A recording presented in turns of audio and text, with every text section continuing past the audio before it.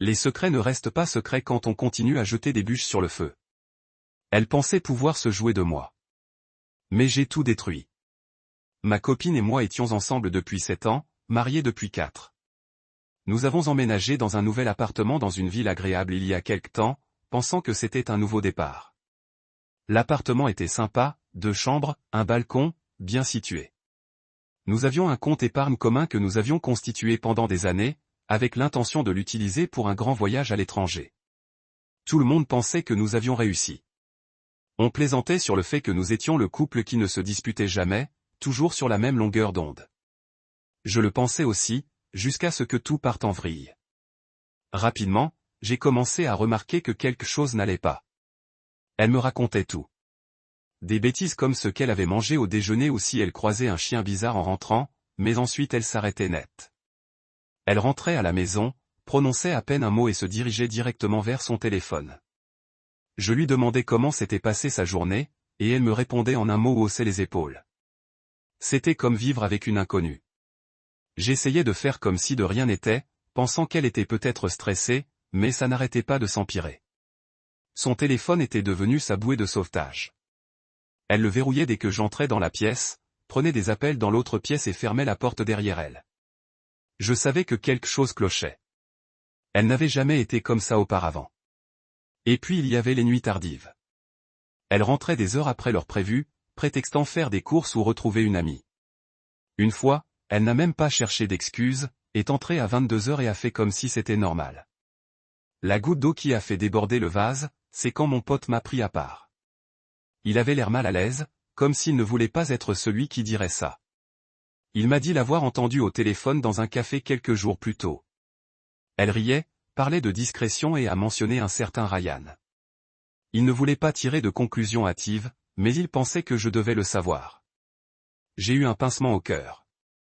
Je l'ai remercié et j'ai joué la carte de la décontraction, mais intérieurement, j'étais en colère. J'ai commencé à l'observer de plus près, et elle s'habillait davantage pour ses soi-disant courses.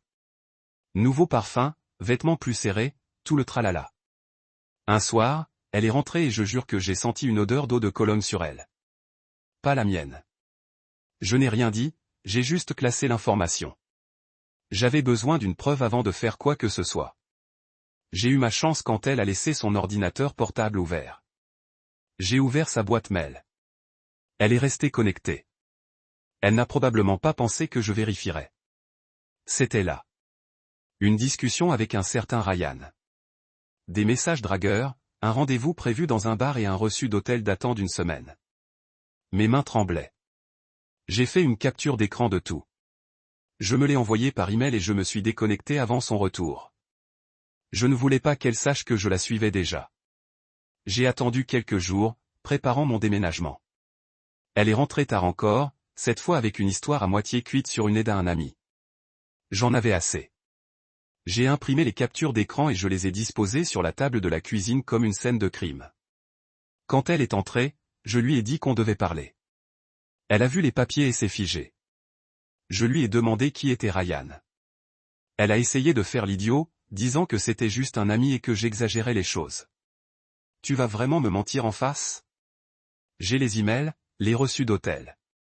Tu n'es pas si futé. Elle s'est mise sur la défensive, disant que je n'avais pas le droit de fouiller dans ses affaires. Je lui ai dit qu'elle avait perdu ce droit quand elle a commencé à se faufiler. Elle a essayé de retourner la situation, disant que j'étais autoritaire, que je ne lui faisais pas confiance, que je n'étais pas d'accord. Je lui ai dit qu'elle avait 1 heure pour faire ses valises et partir. Elle s'est mise à pleurer, disant que c'était une erreur, que ça ne signifiait rien. Je m'en fichais. Je lui ai dit que ses excuses ne m'intéressaient pas et j'ai pointé la porte du doigt. Elle a traîné les pieds, essayant de me dissuader, disant qu'on pouvait trouver une solution. Je lui ai dit qu'il n'y avait plus de pipi. Elle a tout gâché dès qu'elle a décidé de me tromper. Elle a fait ses valises, essayant toujours de me culpabiliser, en disant que je gâchais 7 ans pour rien. C'est ce qui m'a le plus énervé. Elle a eu le culot de faire comme si c'était moi qui gâchais tout alors que c'était elle qui trompait. Je lui ai dit qu'elle n'avait pas le droit de jouer les victimes. Elle avait fait son choix et maintenant, elle pouvait vivre avec. Elle est partie en disant qu'elle irait chez une amie. Peu m'importait où elle allait, du moment que ce n'était pas là. Le lendemain matin, j'ai appelé un avocat spécialisé en divorce. Je l'ai rencontré l'après-midi même, je lui ai apporté les captures d'écran et je lui ai tout expliqué. Il a été franc avec moi, m'a dit qu'il fallait protéger mes biens avant qu'elle ne tente quoi que ce soit de louche. Je lui ai parlé de notre compte épargne commun, sur lequel nous avions tous les deux mis de l'argent de côté pendant des années. Il a suggéré de le geler pour qu'elle n'y touche pas pendant qu'on réglait les choses. Je lui ai donné le feu vert. Je lui ai envoyé un texto pour lui dire que les papiers du divorce arrivaient et qu'elle devait trouver un autre logement. Elle a dit que j'étais cruel, que je ne lui avais même pas laissé le temps de s'expliquer. Je lui ai répondu une fois. Tu lui en as assez expliqué quand tu as réservé un hôtel avec Ryan. On est fini. Puis j'ai bloqué son numéro. L'appartement était à mon nom, donc je n'avais pas à m'inquiéter de son retour. J'ai quand même changé les serrures, au cas où. Elle avait oublié des vêtements et des affaires, alors j'ai tout emballé et je l'ai déposé dans un garde-meuble. Je lui ai envoyé le code d'accès par SMS et lui ai dit de ne pas se présenter à l'appartement. Si elle essayait, j'appellerais la police. Quelques jours plus tard, j'ai revu l'avocat. Il avait les papiers du divorce prêts et nous a dit de porter plainte pour infidélité. Il a aussi suggéré de faire appel à un expert comptable pour examiner nos finances. Je lui ai dit de faire tout ce qu'il fallait. Elle a essayé de me joindre par d'autres numéros, et a même réussi à faire appeler son amie pour dire qu'elle était dans un sale état, qu'elle pleurait tout le temps, et que je devrais au moins l'écouter. J'ai dit à son amie que j'avais déjà assez entendu de mensonges. La dernière fois qu'on a parlé, elle a passé la moitié de son temps à trouver des excuses et l'autre moitié à essayer de me faire passer pour le méchant. J'ai hâte qu'elle sorte de ma vie pour de bon. La façon dont elle a commencé à se fermer petit à petit à toi. C'est ça qui fait le plus mal. Quand quelqu'un avec qui tu as partagé toute ta vie se comporte soudainement comme un colocataire qui t'agace. C'est un coup dur. Et puis, il sort la carte classique du contrôle alors que c'est elle qui se faufile. Non, allez. Musique est mise à jour. Bon. J'ai posté il y a quelque temps un article sur le fait que ma future ex-femme me trompait avec un certain Ryan et que je l'avais mise à la porte après avoir trouvé des preuves dans ses emails. Musique, j'ai entamé la procédure de divorce et j'ai veillé à sécuriser mes finances. Après l'avoir mise à la porte, mon avocat a commencé à fouiller dans nos finances pour s'assurer que tout était en règle pour le divorce. Il m'a appelé et m'a dit qu'il avait trouvé quelque chose qui clochait. Elle avait ouvert un compte d'épargne séparé dans une autre banque, dont j'ignorais l'existence, et qui contenait une somme importante, environ $10 000. D'après ce qu'il avait pu constater, elle y avait discrètement versé de l'argent pendant des mois, pensant probablement pouvoir le cacher après notre séparation. Nous économisions ensemble depuis des années, et voilà qu'elle se préparait à me rouler dans les roues pendant qu'elle était avec Ryan. Mon avocat a dit que le fait qu'elle ne révèle pas ce compte était grave et pourrait lui porter préjudice au tribunal. Je lui ai conseillé de l'utiliser contre elle. J'ai décidé de la frapper là où ça faisait mal, son cercle social. Elle se comportait comme la victime, criant à qui voulait l'entendre que j'étais le coupable d'avoir rompu.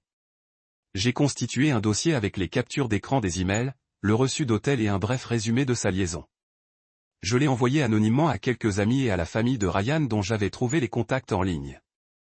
Il n'a pas été difficile de les retrouver.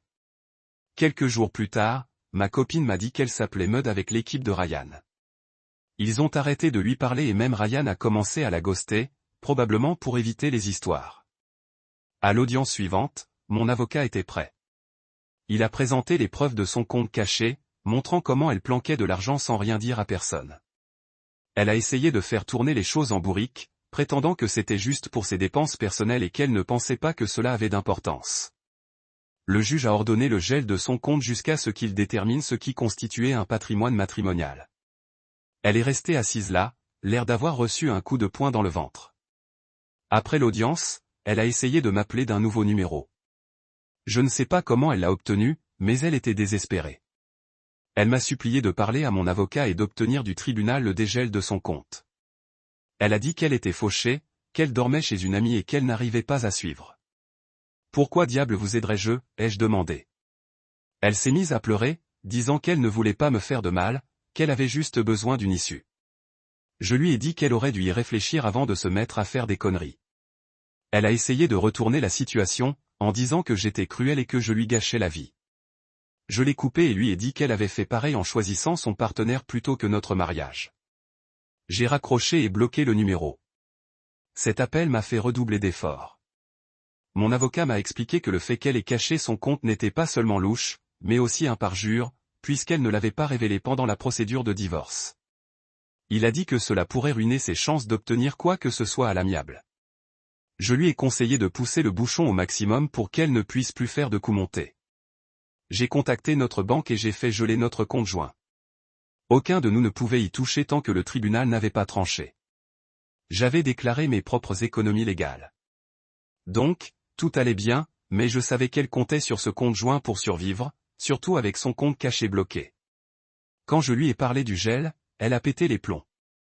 Elle m'a appelé en hurlant que j'essayais de l'arnaquer, que ce n'était pas juste. Elle m'a insulté, mais j'ai ri et raccroché. La procédure de divorce a continué, et mon avocat était persuadé qu'on l'avait coincé. Le compte caché a changé la donne. J'ai aussi veillé à la tenir à l'écart de ma vie. Elle a essayé de me contacter par l'intermédiaire d'autres personnes, comme son amie, qui m'a envoyé un message disant qu'elle avait des difficultés et qu'elle avait juste besoin de parler. Je leur ai dit que je n'étais pas sa thérapeute et qu'elle devait arrêter de me contacter. Pour couronner le tout, j'ai appris par mon ami que Ryan était complètement hors jeu. Apparemment, après avoir envoyé le dossier à ses amis, il ne voulait plus rien avoir à faire avec elle. Elle s'est retrouvée sans petit ami, sans argent et sans personne sur qui compter. Le tribunal est encore en train de régler les derniers détails. Les preuves de sa liaison dans le compte caché sont solides, et le juge ne va pas la laisser s'en tirer à si bon compte. Je veille à ce que chaque étape de ce divorce soit transparente, afin qu'elle ne puisse pas se dérober aux conséquences. Je publierai une autre mise à jour dès que j'en aurai plus à dire.